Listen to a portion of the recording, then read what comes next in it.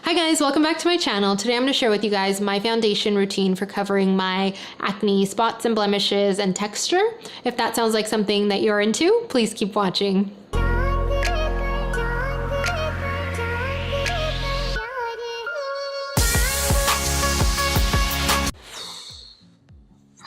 I can't believe I'm making this video. I'm really self-conscious to be on camera without any makeup on. Full disclosure, I do have my eyebrows filled in and a little bit of mascara, but nothing on my face. In the last year, specifically in the last few months, I've broken out a lot. I've never had perfect skin. I would always get a spot here or there, but it's gotten significantly worse. As you can tell from the scarring on my face, I've had multiple breakouts. I'll get a pimple or a few pimples, and by the time those are starting to kind of go away, I'll get even more somewhere else. It's just like been this ongoing cycle, and I don't know what brought it on. I'm trying to figure it out.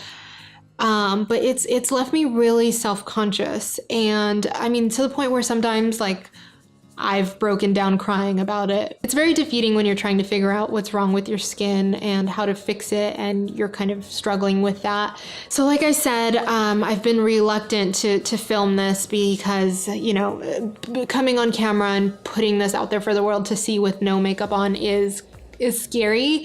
But I figured if I can help some of you that are feeling the same way, help you cover your problem areas, if that's something that you want to do, then that's a good reason to make a video.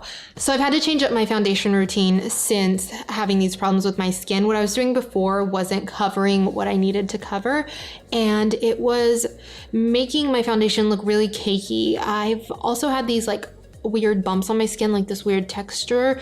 It's not really pimples, but it's just these bumps that like to hang out there for a few weeks. And it was making my foundation look really cakey. So I've had to switch up kind of the routine I was used to accommodate these like skin issues. So I'm hoping that what I've learned on kind of how to make your skin look as like perfect as possible while experiencing these skin issues, I'm hoping that those tips also help you guys, because acne sucks and feeling this way sucks, but just remember to accept yourself as you are. Like, it's okay. Acne is just acne. I know that's easier said than done. I've gone through like just feeling like crappy about myself, but it's not worth it. Like, just love yourself the way you are. If you want to cover your acne, cover it. If you don't want to cover it, don't cover it. It's perfectly fine to have some acne. It's natural. We all have hormones. They change. Your skin changes with it. Love yourself the way you are. But if you feel more confident with makeup on, then you go girl, wear makeup. Or you go guy, wear makeup. You go person, wear makeup.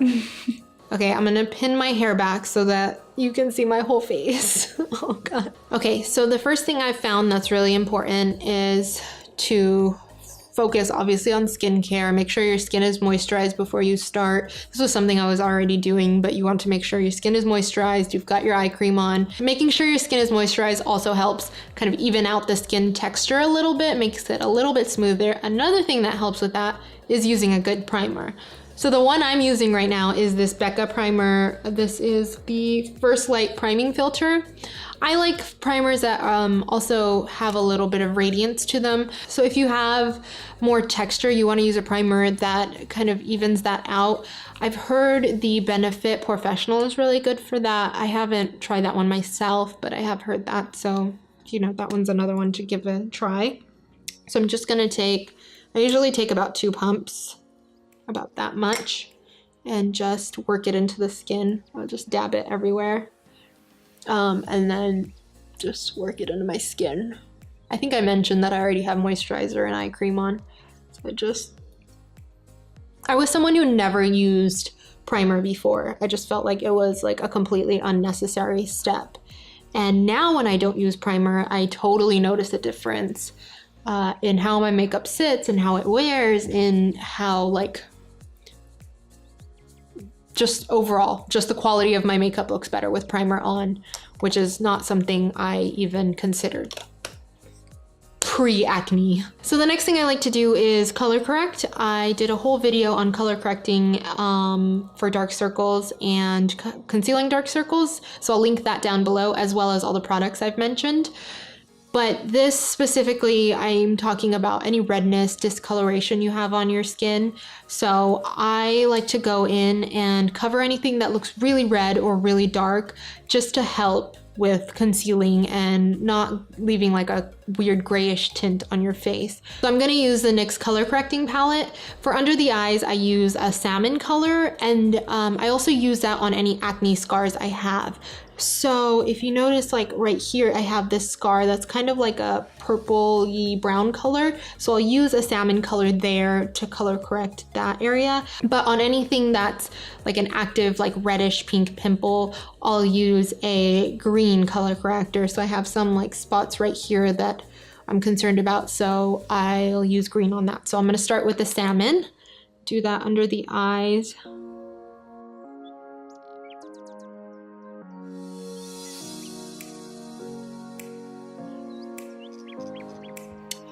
So you want to make sure, as I did, that you're not applying too much corrector. You don't want to put too much product on there, because we're going to be layering other products. In the end, it will look concealed, but if you do too much of one product, it'll end up looking cakey. So when I took the green, as you saw, I just took a little bit and just brushed it over very lightly. It's not like a huge green patch over that problem area. It's just some green to counteract the red. Same with the peach corrector. So just a little bit there. Okay, next I'm gonna go in with foundation. The foundation I'm going to use is the Fenty Beauty Pro Filter Foundation in 230. Looks like this. So this, you wanna find a foundation that's a little bit higher coverage. It doesn't need to be the thickest, highest coverage foundation. A lot of times those can look a little bit cakey and unnatural on the skin. So this one is like a medium buildable coverage foundation. That's why I chose this one. What I did when I was changing up my foundation routine is I went to Sephora and I got samples of a bunch of different foundations that were popular for kind of medium coverage. So I tried out Bobbi Brown, I tried out NARS, I tried out a few others, and I also tried out the Fenty, and I ended up liking this one best for my skin. So it might be that you try the Fenty and it doesn't work best for your skin. It looks a little cakey, because I had some foundations that did look a little cakey on me, but everyone's skin is different, so something else might settle on your skin a little better. So I would suggest getting a few samples before you settle on one foundation. For me, I found that the Fenty foundation worked best, so I'm gonna go in with this one. So I'm just gonna take a few pumps. It's not necessary to put on a whole bunch. You just want a good even layer of coverage. So I just squirt it straight on my face. Is that weird? So it's gonna be like a total of 3 pumps, and then I add more if I feel like I didn't get enough coverage in a certain area. But that's generally what I start with. Another way I changed up my foundation routine is I started using a beauty sponge. This is the Real Techniques Face and Body. This one's huge. I had the just face sponge before. This one's a lot bigger, and it's my first time trying this one, so hopefully it works well. The other Real Techniques sponge works amazing and just looks like a bigger one of those, so it should work well. So I used to use a brush, and I never got the hype behind using a sponge, but I've noticed a big difference having textured and acne-prone skin now. I'm just letting foundation run down my nose, aren't I? So I used to use, I'm just gonna get started. So I used to use a brush, and I never really got the hype behind using a sponge, because I didn't see the benefit of it. But now that I have acne prone skin, I definitely see the difference in my skin when I've used a beauty blender versus a sponge. There's definitely a huge difference in how the foundation sits on my face. Okay, this is a problem. Okay, that was definitely not enough. I need to get some more foundation. Just gonna squirt it on my finger. apply it where I need it. So here, here, here, to my face. So you want to build it up to the amount of coverage you need. You don't want to start with too much and then have it looking kind of cakey. You want to start with less. I always start with just a few pumps. I always end up adding more, but I just like starting with that amount and then seeing where I need more coverage.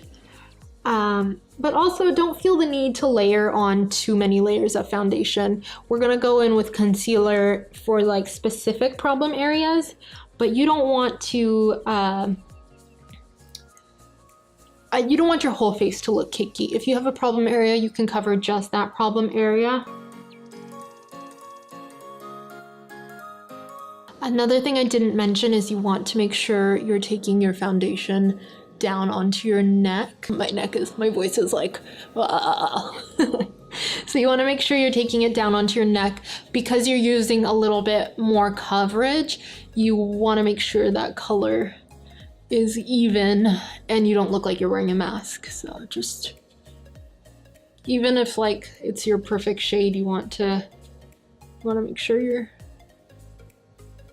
covering, just for the sake of evenness. So at this point, I am done with applying my foundation, and I know what you're thinking. You can still see some of the spots, but you want to think of foundation as evening out your skin tone and not necessarily concealing every spot you have. Because if you try to do that with foundation, what you'll end up doing is having layers and layers of foundation on, and it'll just make all of your skin look cakey. You don't need all those layers of foundation to cover your spots. If you do that, all of your skin will look cakey, and that doesn't accomplish what you want to accomplish, which is just to cover your spots and make your skin look even and seamless. So the next step in my routine is to cover my spots with concealer. When I first started breaking out, I was taking my concealer, which I'm going to be using the Tarte Shape Tape in medium. I was taking my concealer and just kind of like doing big, huge blotches of concealer to cover up my spots. So what I found was I was having these huge like spots, these huge circles of concealer that looked really obvious. It wasn't doing what I wanted it to do, which was hiding the spots. Instead, it was like creating this ring that was like almost showing where the pimple is more like, hi, Anju's pimple's right here. She tried to cover it. Can you tell? So we don't want that.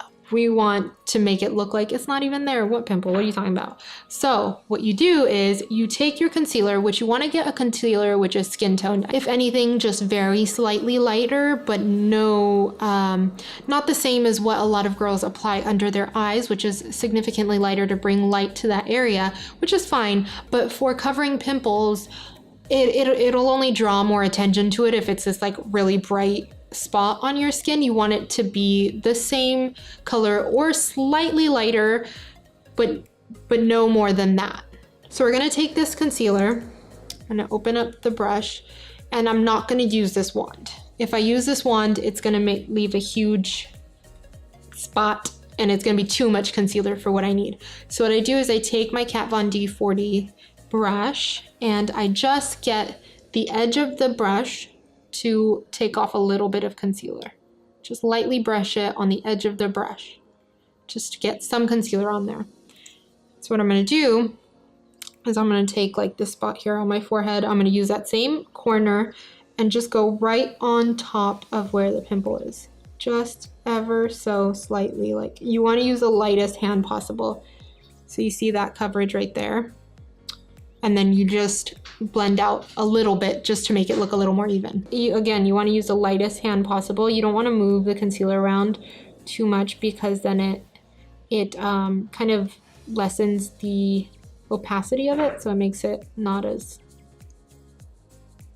concealing for a concealer. Feel me? So just so slightly, just bring it out. Make it look blended. If you feel like your brush isn't blending out your concealer enough, you can take your beauty blender or whatever beauty sponge you use and just blend out the edges with it. Don't go over the spot. If you go over the spot, it takes away some of the coverage and you don't want that. So just go around to make sure that it's blended. But I mean, I'm just being super particular. It's blended for sure. So I'm gonna do that now for all of my spots.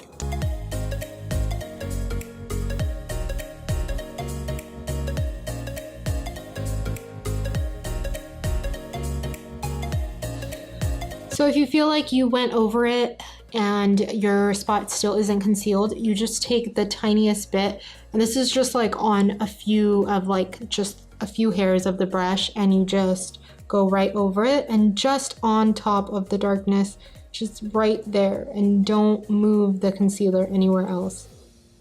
Just pat it in and make it look a little bit more natural until you feel like the spot is covered.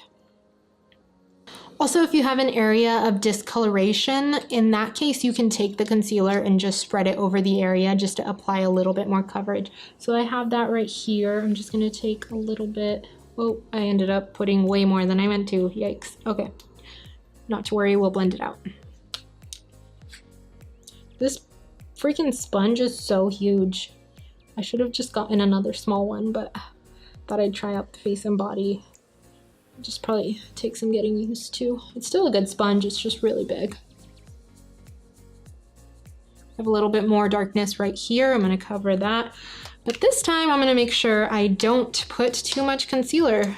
So just brush off the excess a little and right there.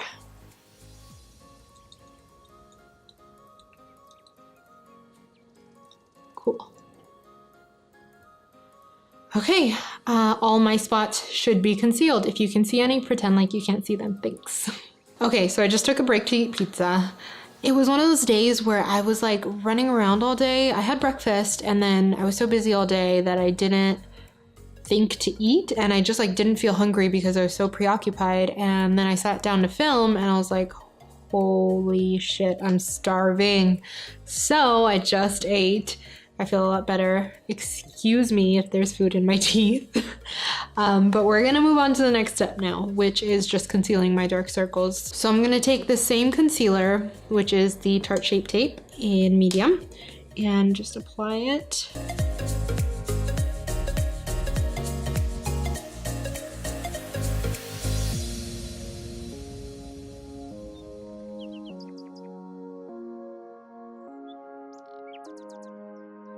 Okay, all done with that. I also like to conceal around my mouth right here.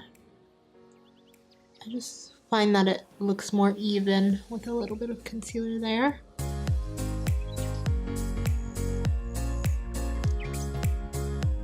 Okay, now that I'm done concealing, I'm gonna go in and set specific areas with the Cover FX Perfect Setting Powder. So I'm gonna take this everywhere where I applied concealer. So I don't like to apply setting powder to my entire face, which is something I used to do before, just a light brush of setting powder everywhere. Now I will focus on just specific areas because now I have texture to my skin. And if I apply setting powder to my entire face, then it looks like basically the texture is accentuated if I apply setting powder to my entire face. So I try to avoid doing that. I try to avoid setting it anywhere where I know I have texture. I'll just set around my nose because I get oily there throughout the day, and anywhere else that I concealed, just to keep the areas where I have a little bit higher coverage from creasing and looking cakey throughout the day.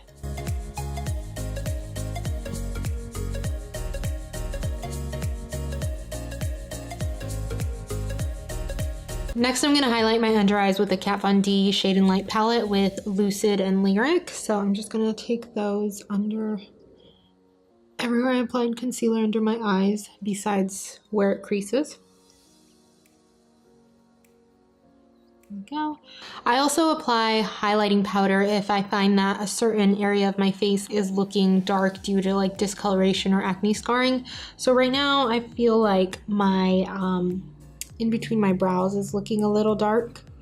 So I'm just gonna apply just the slightest bit there. You don't want to overdo it because again you'll start to look cakey, but just a little bit, just add some light there.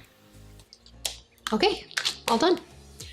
Okay, so another way I've changed up my makeup is I'm very aware of what highlighters I use when I have texture right here, right on like the tops of my cheekbones where you typically apply a highlighter, and also above the eyebrows. I don't have texture there now, but I will sometimes occasionally break out there.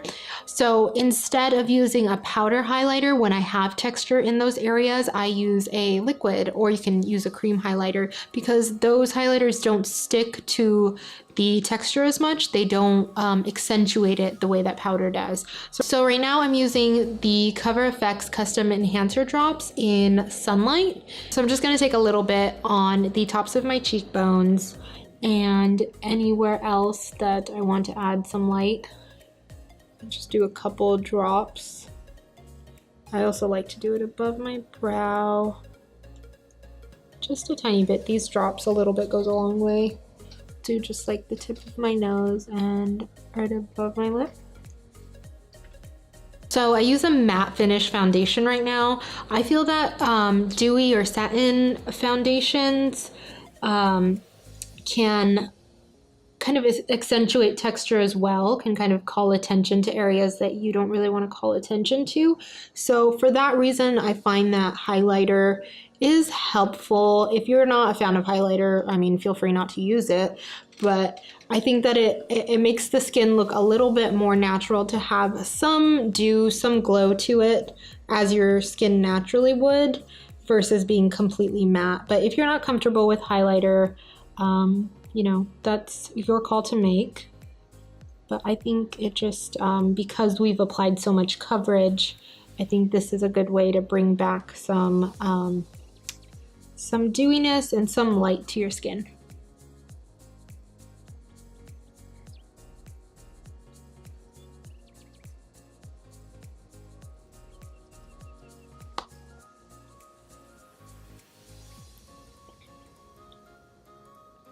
Okay, I think you can see the difference there. Again, I use the beauty sponge to blend in the highlighter because I feel like that moves the product less that's underneath. So we have foundation, concealer, all of that going on underneath. So we don't want to use a brush that will like more likely move all that makeup underneath around. So just a sponge to blend it in. I think it adds just an element of like natural skin to your foundation. Okay, I'm gonna go and finish the rest of my makeup and I'll be right back. All right guys, I am back and done with my makeup. I applied bronzer and blush and highlighter. I want to talk about those three things because I feel that people with texture on their skin tend to avoid applying those things. Highlighter, as I mentioned before, is something you have to be careful with, but I don't have texture there right now, so I added some. Blush and bronzer, I would say you should still add them because it brings life back to your complexion. It makes your face look warmer and more natural than how washed out it was when we concealed everything. So for those reasons, I would say even if you're a little bit wary of texture, like I am right here, I have some right there, I don't think it accentuates it too much. And I think that the benefit of it, which is like making your complexion look better, outweighs just some texture showing maybe slightly more. So go ahead and try out those tips and tricks. Let me know in the comments down below if there's anything that I didn't mention that you do to cover your spots, or if you have any questions, please leave them in the comments down below and I will gladly answer them if I have the answer. Thank you so much for watching. Please like, comment, and subscribe. And until next time, mwah!